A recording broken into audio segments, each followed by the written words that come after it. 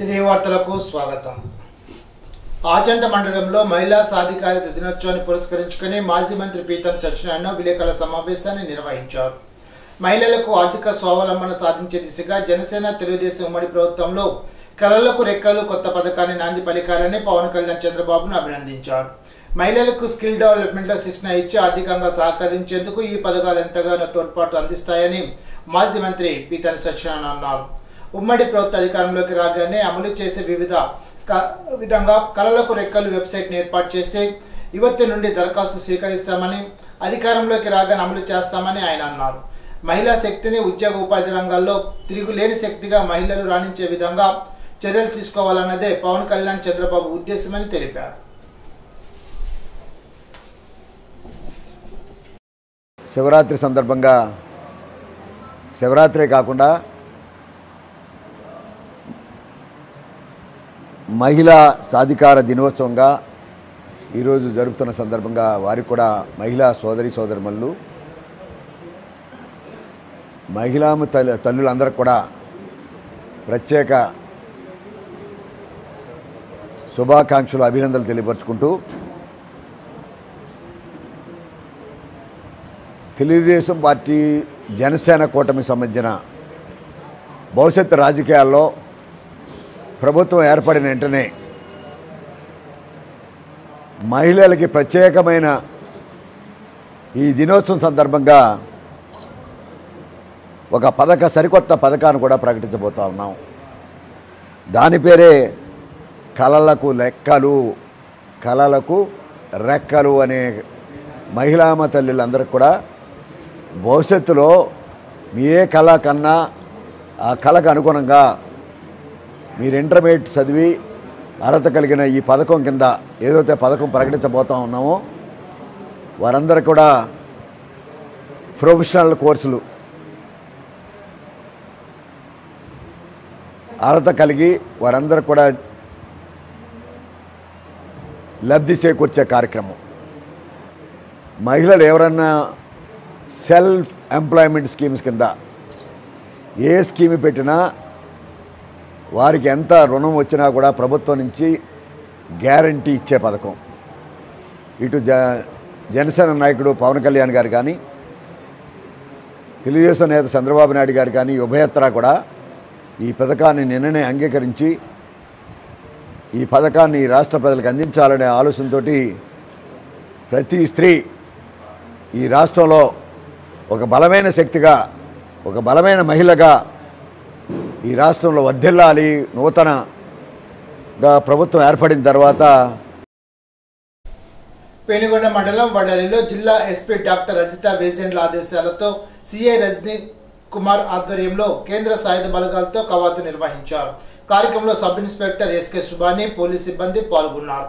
ఈ సందర్భంగా సిఐ మాట్లాడుతూ రాష్ట్రంలో త్వరలో సార్వత్రిక ఎన్నికలు జరుగుతున్న నేపథ్యంలో శాంతి భద్రతలకు ఎలాంటి విఘాతం కలగకుండా ప్రజలు సహకరించాలని కోరుతూ స్వేచ్ఛగా తమ ఓటు హక్కును వినియోగించుకోవాలని భరోసా కల్పించేందుకు ఫ్లాగ్ మార్చ్ నిర్వహించామని, ఎన్నికల కూడా అమల్లోకి వచ్చిన తర్వాత సభలు సమావేశాలు నిర్వహించాలంటే ముందుగానే అనుమతి తీసుకోవాలని అన్నారు. నిబంధనలు ఉల్లంఘించి చట్ట వ్యతిరేక అసాంఘిక కార్యకలాపాలకు పాల్పడితే వారిపై కఠిన చర్యలు తీసుకుంటామని సర్కిల్ ఇన్స్పెక్టర్ రజనీ హెచ్చరించారు.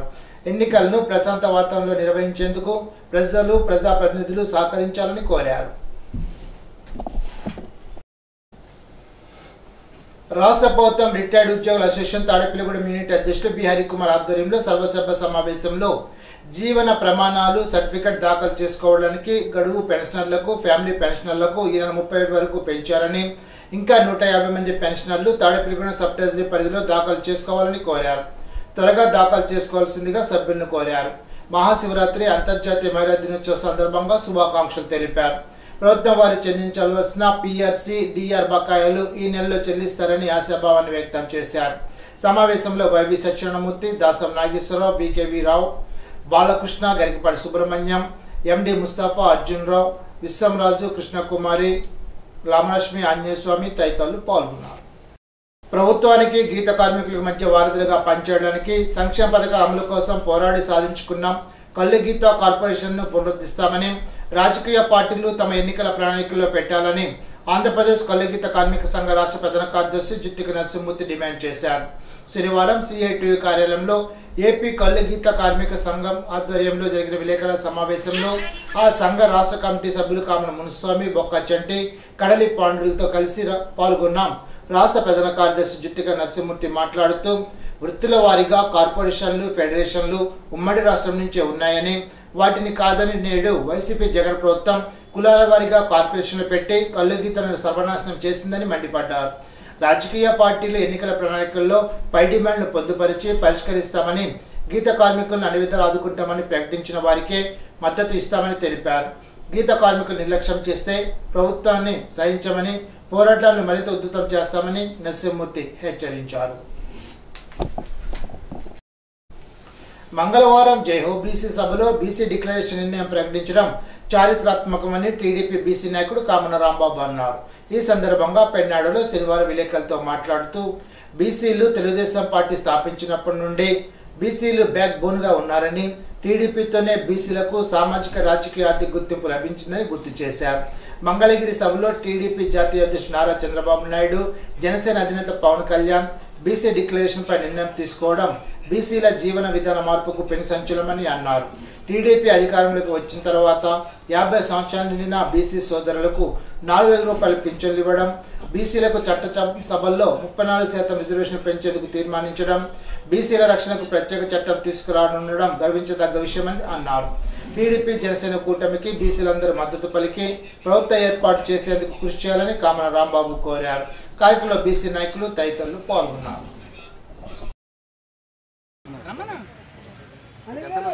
జనసేన వాళ్ళు ఎవరన్నా రండి, బీసీ జనసేన రండి.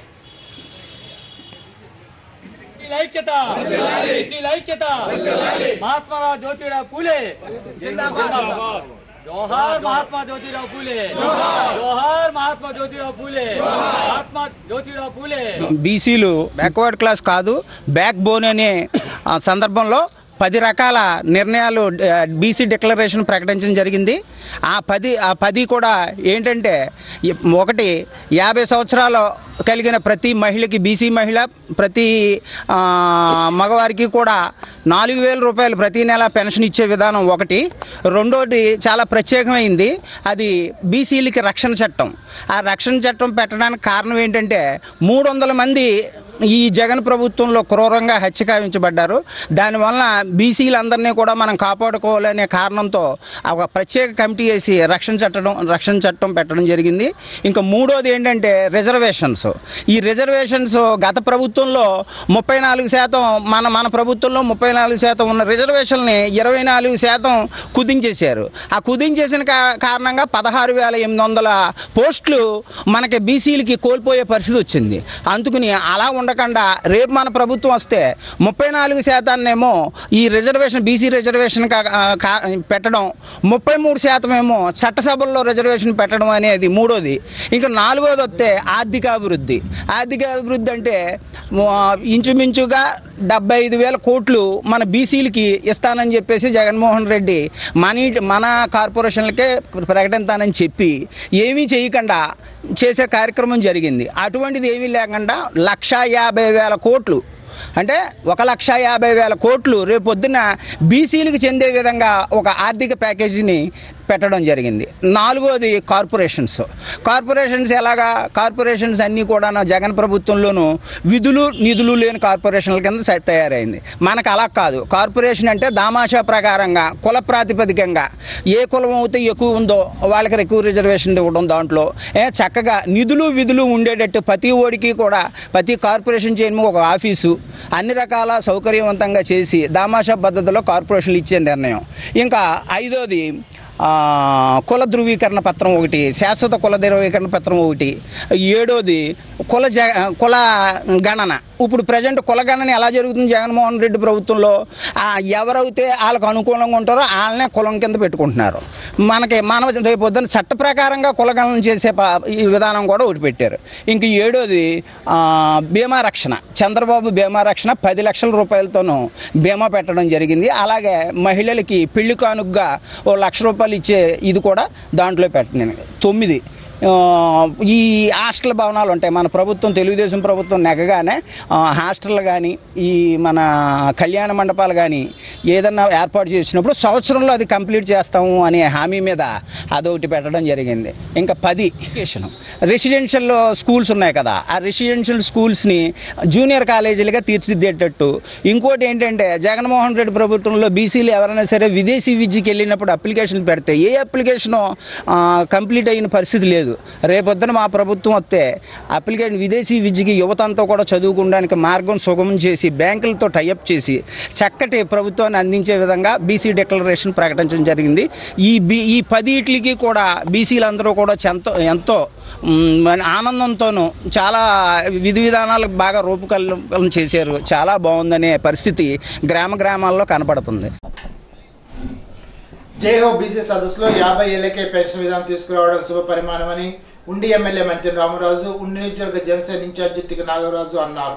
పాలకోడేరు మండలం పెన్నాడులో ఇంటింటికి మన రాంబాబు, బాబు షూరిటీ, భవిష్యత్తు గ్యారంటీ కార్యక్రమాలను బుధవారం టీడీపీ జనసేన నాయకులతో కలిసి ఇంటింటికి వెళ్లి వివరించారు. ఈ సందర్భంగా వారు మాట్లాడుతూ 2024లో జరగబోయే ఎన్నికల్లో ఎమ్మెల్యేగా తనకు మరోసారి అవకాశం కల్పించాలని అభ్యర్థించారు. గ్రామాల్లో మౌలిక సదుపాయాల కల్పనకు కృషి చేస్తారని చెప్పారు. మండల పార్టీ అధ్యక్షులు దెందుకూరి ఠాగూర్ కోటేశ్వరరాజు, కామన రాంబాబు, నడిపూడి అప్పారావు, గౌరలక్ష్మి, దొమ్మేటి వేణు, చేబ్రోడు రామకృష్ణ, కునుకు రామకృష్ణ, చవ్వాకుల కాశీ, జనసేన టీడీపీ నాయకులు, కార్యకర్తలు, మహిళలు తదితరులు పాల్గొన్నారు.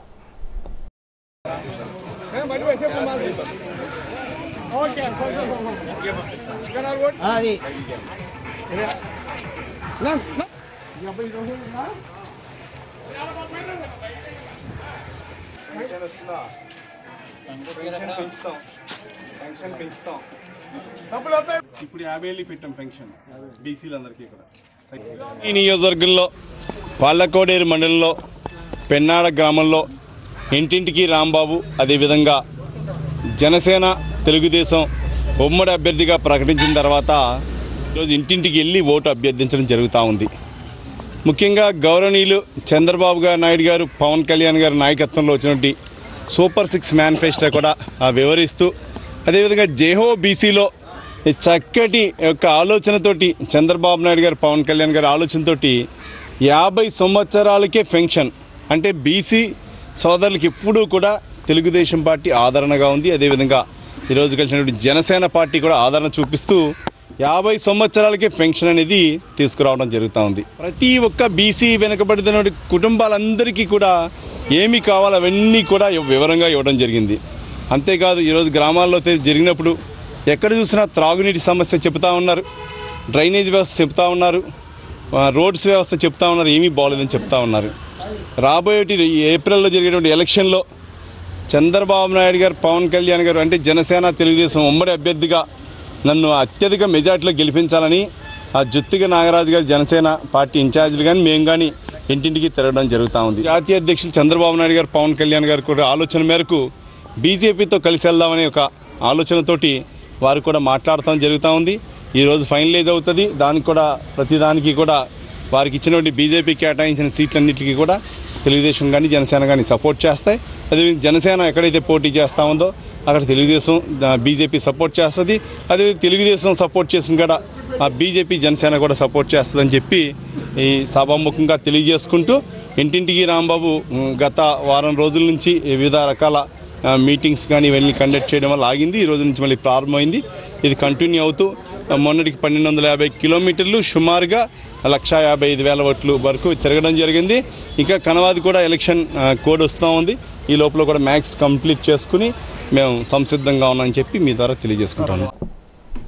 ఇప్పుడు తూర్పుగోదావరి జిల్లా వార్తలు. ఉండాజ్వరంలోని శ్రీ చంద్రశేఖర సేవా సమితి ఆధ్వర్యంలో మహాశివరాత్రి సందర్భంగా శ్రీ బాల త్రిపుర సుందరి సమేత శ్రీ గోకర్ణేశ్వర స్వామి వారికి రాత్రి లింగోద్భవ కాలంలో మహాన్యాసపూర్వక ఏకాదశి రుద్రాభిషేకం, 11 రకాల ద్రవ్యాలతో అభిషేకాన్ని నిర్వహించారు. సహస్రనామ బిల్వ పత్ర పూజ, అమ్మవారికి లలిత సహస్రనామ కుంకుమ పూజలు జరిపారు. కార్యక్రమంలో ఆకుల శ్రీనివాసరావు, దోనెపూడి సుధాకర్, ఏలూరిపాటి సత్యకృష్ణ, కూచిబట్ల సత్యనారాయణ, దోనెపూడి శ్రీరామ పవన్, బాలాజీ, మల్లాది రమణ, వేదభక్త బృందం తదితరులు పాల్గొన్నారు. ఇప్పుడు కోనసీమ జిల్లా వార్తలు. డాక్టర్ బిఆర్ అంబేద్కర్ కోనసీమ జిల్లా పీగన్నవరం 30 పడకల ప్రభుత్వ ఆసుపత్రిలో మాతృమూర్తి విగ్రహానికి మమతా స్వచ్ఛంద సేవా సమితి వ్యవస్థాపక అధ్యక్షులు కోరుకొండ జాన్ ఆధ్వర్యంలో శనివారం ఉదయం అంతర్జాతీయ మహిళా దినోత్సవాన్ని ఘనంగా నిర్వహించారు. కార్యక్రమంలో స్త్రీ వైద్య నిపుణులు డాక్టర్ శిల్ప మాతృమూర్తి విగ్రహానికి పూలమాల వేసి నివాళులర్పించారు. కార్యక్రమంలో మమతా స్వచ్ఛంద సేవా సమితి వ్యవస్థాపక అధ్యక్షులు కోరుకొండ జాన్ మాట్లాడుతూ మహిళలను రక్షించడానికి ఎన్ని చట్టాలు ఉన్నా మహిళలకు బాలికలకు పాఠశాలల్లోనూ ప్రభుత్వ కార్యాలయాల్లో కూడా మహిళలపై వేధింపులు ఎక్కువయ్యాయని, మహిళల్ని వేధించే వారిని కులమత భేదాలు లేకుండా న్యాయమైన చట్టాలను కఠినంగా అమలుపరిచి బాధితులకు న్యాయం చేయాలని తెలిపారు. కార్యక్రమంలో పశ్చిమ గోదావరి జిల్లా దళిత ఉద్యోగుల సంక్షేమ సంఘ మాజీ జిల్లా అధ్యక్షులు బిఎస్ఎన్ఎల్ విశ్రాంత ఉద్యోగ సంఘ మాజీ జిల్లా అధ్యక్షులు జూనియర్ ఇంజనీర్ బొడ్డు విక్టర్ బాబు, మదర్ తెరిసా హెల్పింగ్ అసోసియేషన్ వ్యవస్థాపకుడు డాక్టర్ సాకారాజు, సిస్టర్ హేమాలు శుభాకాంక్షలు తెలిపారు. ప్రభుత్వ వైద్య సిబ్బంది, నర్సులు పాల్గొని మాతృమూర్తి విగ్రహానికి పూలమాల వేసి ఘనంగా నివాళులర్పించారు. ఇప్పుడు ఏలూరు జిల్లా వార్తలు. ఈ నెల 13వ తేదీన జంగారెడ్డిగూడెంలో జరగబోయే సభ చింతలపూడి, పోలవరం నియోజకవర్గాల్లో వైఎస్ఆర్సీపీ గెలుపునకు నాంది కావాలని చింతలపూడి నియోజకవర్గ వైఎస్ఆర్సీపీ ఎమ్మెల్యే అభ్యర్థి కంబం విజయరాజు, వైఎస్ఆర్సీపీ పార్టీ నాయకులు జట్టి గురునాథరావు సూచించారు. జంగారెడ్డిగూడెంలోని జట్టి గురునాథరావు క్యాంప్ కార్యాలయంలో శనివారం కంబం విజయరాజు, జట్టి గురునాథరావు మీడియాతో మాట్లాడారు. ఈ నెల 13వ తేదీన కాంగ్రెస్ నాయకులు పెద్ద సంఖ్యలో వైఎస్ఆర్సీపీలో చేరుతున్నట్లు తెలిపారు. దీనికి సంబంధించిన దండుమూడి కళ్యాణ మండపంలో భారీ బహిరంగ సభ ఏర్పాటు చేశామని అన్నారు. ఈ సభలో వైఎస్ఆర్సీపీ రీజనల్ కోఆర్డినేటర్ మిథున్ రెడ్డి పాల్గొంటారని తెలిపారు. మధ్య క్షేత్రం వద్ద ఆయనకు ఘన స్వాగతం పలికి దండమూడి కళ్యాణ మండపం వరకు ర్యాలీగా తీసుకొచ్చేందుకు ఏర్పాట్లు చేస్తున్నామని తెలిపారు. ఈ కార్యక్రమంలో చింతలపూడి, పోలవరం నియోజకవర్గాల నాయకులు, కార్యకర్తలు పెద్ద సంఖ్యలో పాల్గొని విజయవంతం చేయాలని పిలుపునిచ్చారు. కార్యక్రమంలో వైఎస్ఆర్సీపీ నాయకులు, కార్యకర్తలు పాల్గొన్నారు. ఈనాటి బంగారు మాట. ప్రశాంతమైన మనసుతో ఉండేవారికి ఏ పని అయోమయంగా అనిపించదు. ఎప్పటికైలాస్. ఈ వార్త ఇంతటితో సమాప్తం. తిరిగి బిజినెస్ లో కలుసుకుందాం. అంతవరకు సెలవు. నమస్కారం.